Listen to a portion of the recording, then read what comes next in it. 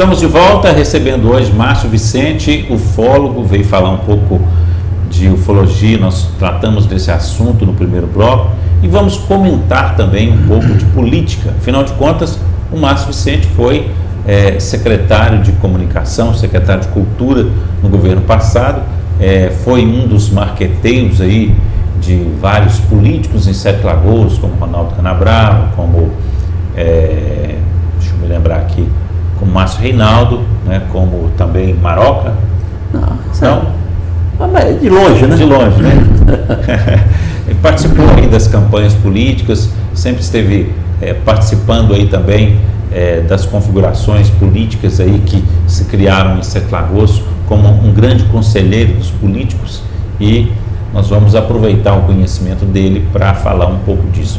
Márcio, eu sei que você disse aqui que está às vezes meio afastado de algumas coisas, mas a gente não deixa, né, uma pessoa que tem o know-how que você tem, de acompanhar, nem que seja por alto as coisas, e saber um pouco do que está acontecendo.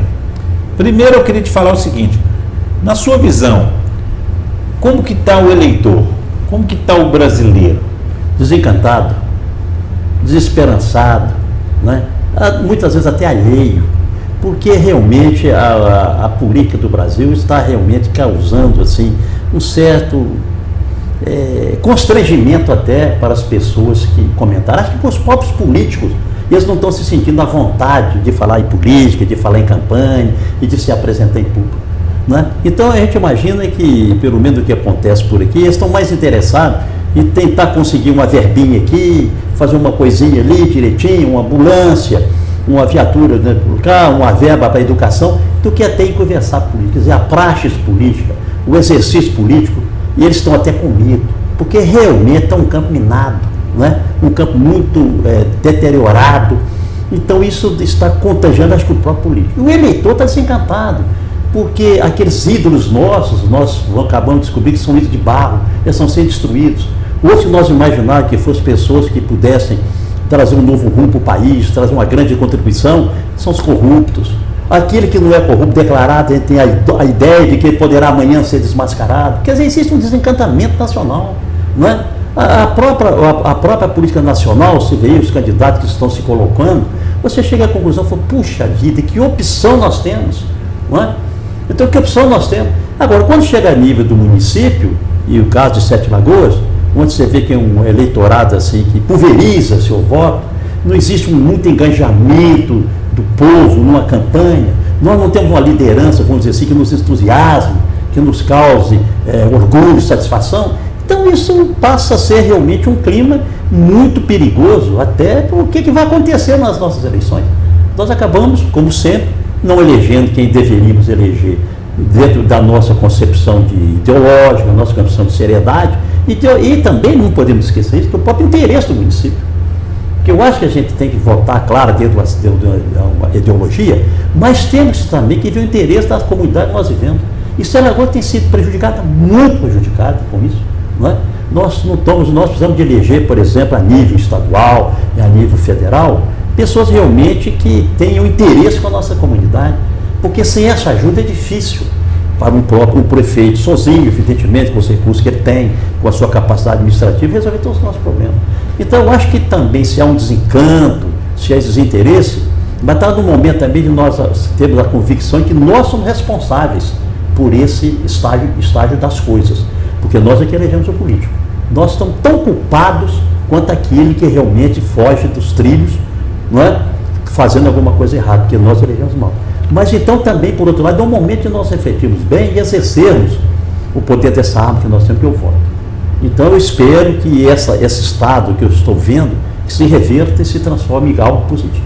Ô Márcio, aqui no nosso programa Santiago Entrevista, principalmente, que a gente vai criar outros produtos também, nós temos o objetivo de contribuir com as eleições, contribuir com o cidadão, acima de tudo, para que na hora dele votar, ele votar consciente e ajudar a mudar, né? Mudar aí a situação que está e melhorar. Agora, você como marqueteiro que foi ao longo da sua carreira, como que um político vai fazer hoje para convencer o cidadão, principalmente da classe C, D e E, a votar nele? Exatamente. Esse que é o grande drama, esse é o pulo do gato.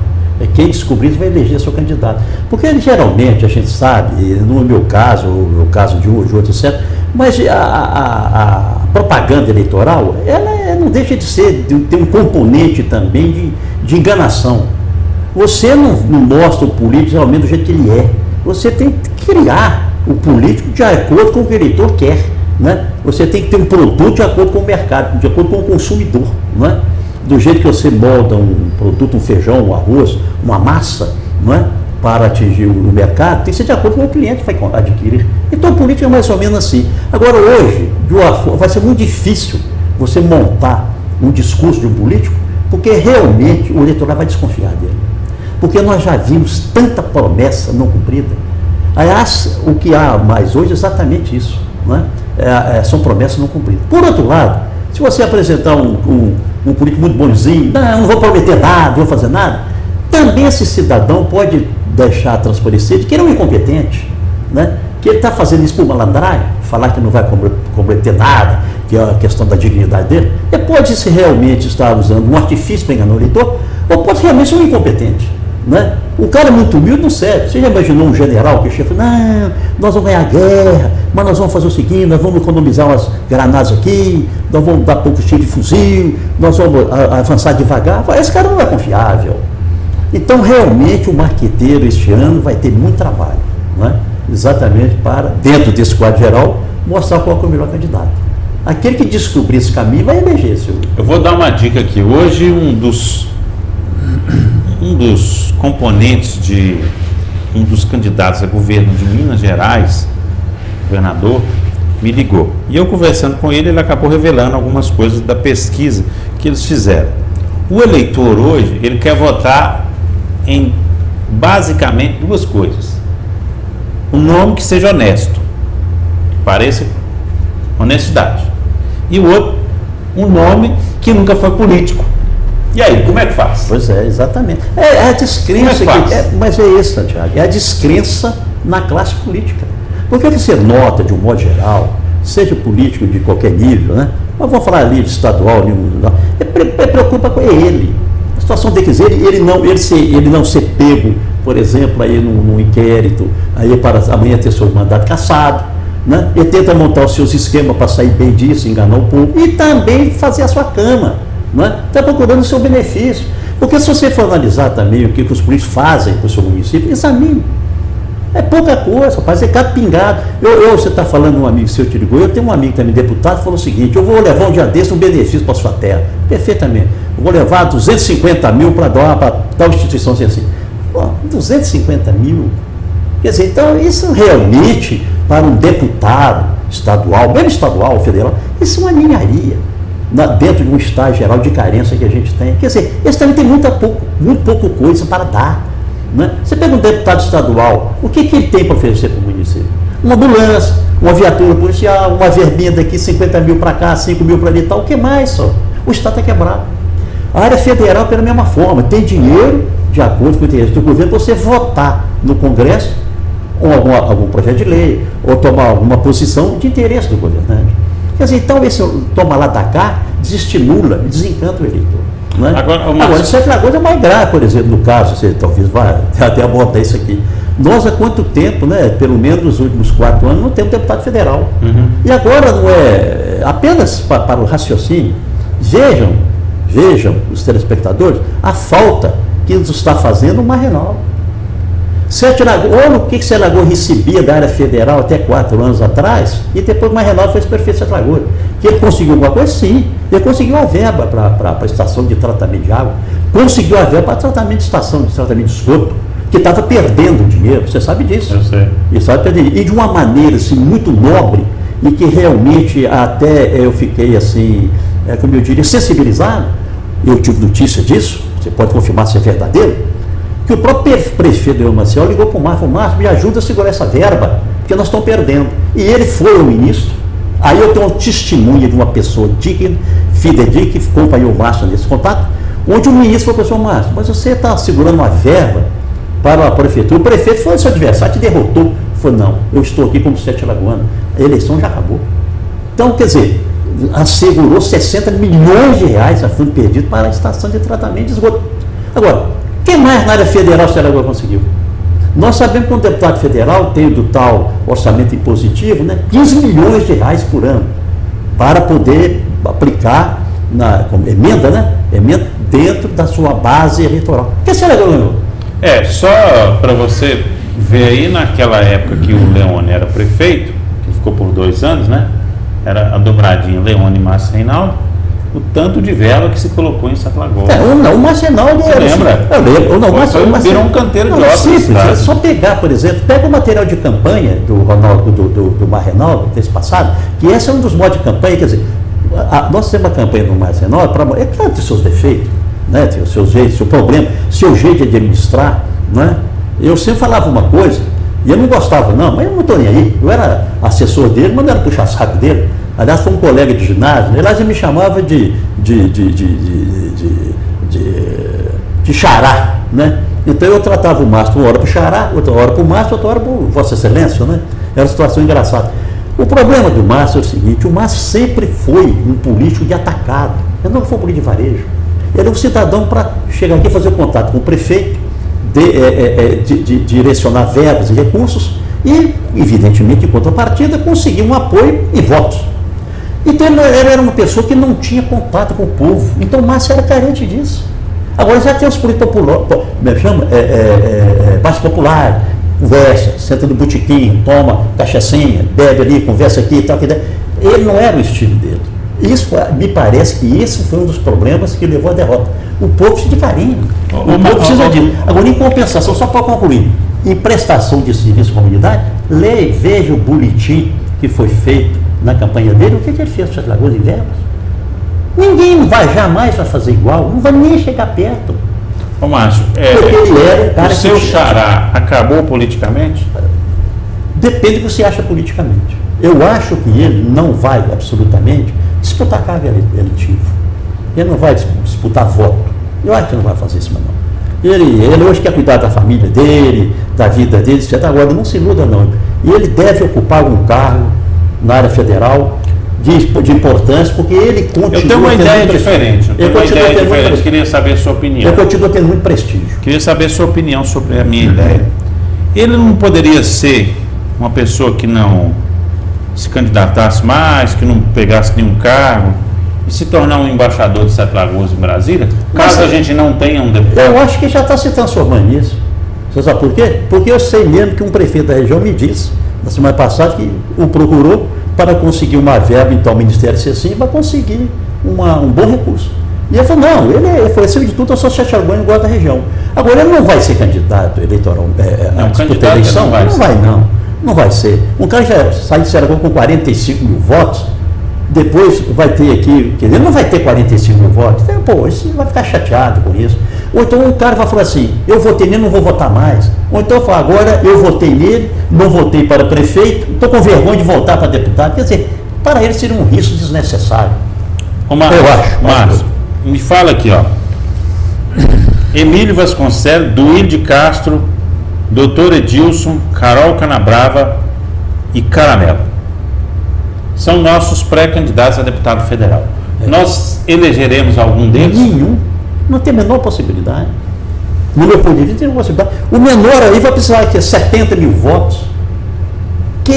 Tirando o Duílio, que já tem, vou dizer assim, uma atuação regional, que ele é conhecido na região, também não sei em que nível, qual o outro que tem uma projeção pelo meio regional? O Emílio foi candidato, evidentemente, a prefeito de Sete Lagoas, ele é conhecido de Sete Lagoas, né? O Caramelo, excelente presidente da Câmara, vereador dinâmico, etc., não é conhecido de Sete Lagoas. Ele muitas vezes tem algum conhecimento da região, alguns cabos eleitorais na região, mas são cabos eleitorais que vão garantir quantos votos.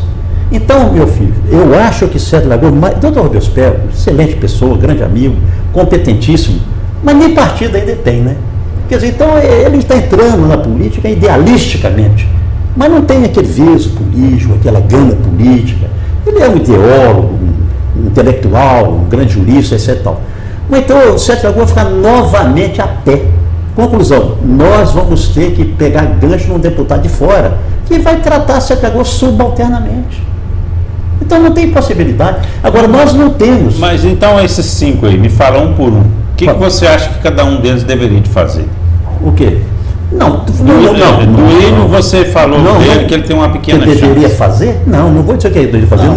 Não sou capaz de dizer isso. Mas sou capaz de dizer que... Não, mas você, como uma pessoa que entende política, você poderia dar um conselho para um cara desse? O conselho que eu acho que o Curvelo fez há muitos anos atrás, quando elegeu o doutor Viana deputado estadual. Que Curvelo, um grande colégio eleitoral, nunca conseguia ter um deputado, e um dia falou, bom, vamos parar com isso, vamos sentar e ver o interesse da cidade. Vamos ver aquele que tem mais chance de vitória. Acharam que foi o Viana, todos cerraram fileiro no apoio, ele se elegeu. O Sete Lagoas jamais vai fazer isso. Nós não temos essa capacidade. Quem que seria o líder de Sete Lagoas hoje para puxar a corda e falar assim, ó, vamos... Esse avatar só pode ser um extraterrestre. Eu acho que nós temos que voltar ao primeiro bloco para nós discutirmos que disco voador vai descer em Sete Lagoas, com qual entidade biológica extraterrestre vai descer em Sete Lagoas e vai nos convencer de que nós, Sete Lagoanos, 160 mil eleitores, temos que nos unir para votar no candidato nosso. E muito antes disso, convencer os políticos, que cada um tem seu interesse, e que evidentemente é muito superior a todos os outros reunidos, para abrir mão da sua pretensão pessoal. Porque todos aqui podem estar também muito legitimamente preparando a sua cama para ser o quê? Candidato a prefeito nas próximas eleições. Não pode? Então eu acho que alguns deles, não vou dizer quem, para não sair da mídia, não sair do imaginário eleitoral. Mas quer dizer, chance, eu vou dizer para você ver, eu não vejo. Isso é matemático, não dá para você ver. A mesma coisa é o seguinte, nós vamos correr o risco de também só ter um deputado estadual. Porque para você ver a relação dos deputados, dos candidatos que nós temos, não quer, a densidade eleitoral, eu não vou examinar um por um, eu não vou fazer essa delicadeza, e nem ter esse conhecimento. Mas que o eleitor faça o exame seguinte. Nós temos aí, ó, Caio Valas, Douglas Melo, o Dr. Ronaldo João, Sinésio Rocha. O Sinésio Rocha. E voando. O pastor Alcides. Já também se lançou candidato. Ele é pré-candidato. E voando aí nas extremidades é o Marciano. O Marciano que... Quer dizer, se o ser humano faz, o Marciano quem faz. vai conseguir aglutinar o eleitorado? O Douglas Melo já tem, vamos dizer assim, uma cama feita. E tem um palanque diário, né? O Douglas Melo tem um palanque numa rádio. Um palanque diário. Não precisa fazer nada, não. É só convencendo o pessoal que está trabalhando, e o eleitorado muitas vezes é facilmente convencível, né? Mas ele realmente está mostrando seu trabalho direitinho, um cara atuante, está trabalhando direitinho, está mostrando resultado. Mas tem também, vamos dizer assim, um handicap de 35 mil votos, me parece, foi o que ele conseguiu. Né? É possível, ele vai evoluir. Quando ele está trabalhando na região, ele vai chegar aí aos seus 70 mil votos, que talvez seja necessário, que o partido dele também não é moleza, não. Ele vai precisar de muito voto. Né? Então, quer dizer, os outros vão ter muita dificuldade de se eleger, porque tem um componente, Santiago, os 40% do eleitorado Sete Lagoas vota em candidato de fora. Então nós perdemos, não é nada, perdemos o quê? No mínimo aí, vamos para arredondar, perdemos 50, 60 mil votos, não é perdemos não, direcionamos 60, 70 mil votos para candidato de fora. Então esses candidatos nós sofrem essa perda, e como talvez não conquistem essa perda nos municípios vizinhos, fica difícil a sua eleição. Como que você acha que vai ser o voto branco e nulo? Eu não sei. Eu acho que para deputado eu acredito que não. Eu acredito que possa ter. Porque é uma forma de protesto. E geralmente não protesta contra candidato a deputado estadual e nem federal. Né? E nem senador. A gente protesta contra o presidente da República. Quem é o seu candidato que você acha assim, melhor para presidente da República? Desses nomes que estão aí. Ô, Santiago, o horizonte é bem turvo, né? Bem negro, né? Qual a opção que você tem hoje, vamos dizer assim, viável? Bolsonaro e Lula. Olha onde nós caímos. Olha a nossa situação. De acordo com a opinião pública, um pouco destemperado, né? Ele também já está mudando o seu discurso, evidente, porque ele tem que ser igual ao Lula. O Lula antigamente era radical, petista radical, sindicalista. Depois o Lula paz e amor. Né? Muito bem.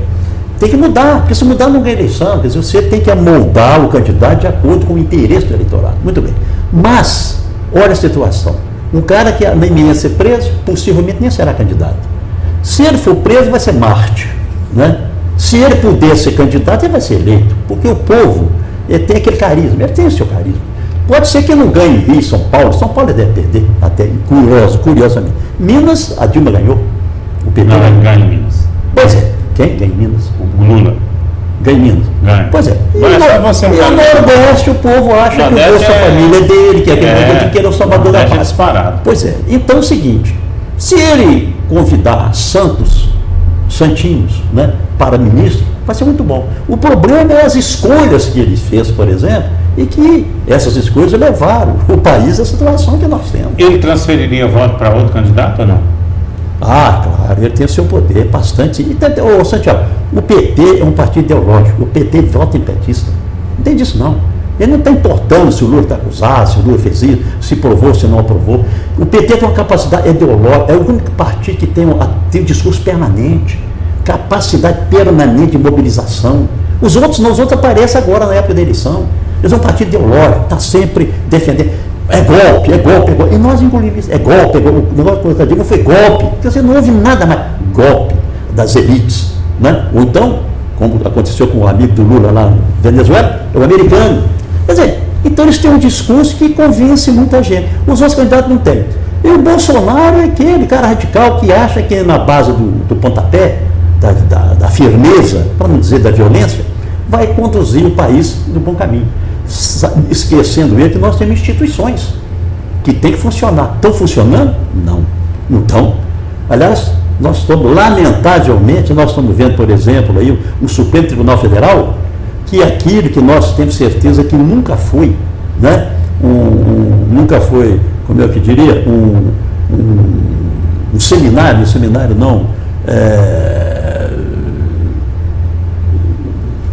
uma abadia, ou sei lá o que for, de monges, né, libados, descalços, rezando o dia todo, que ali nunca foi de uma organização de santinhos.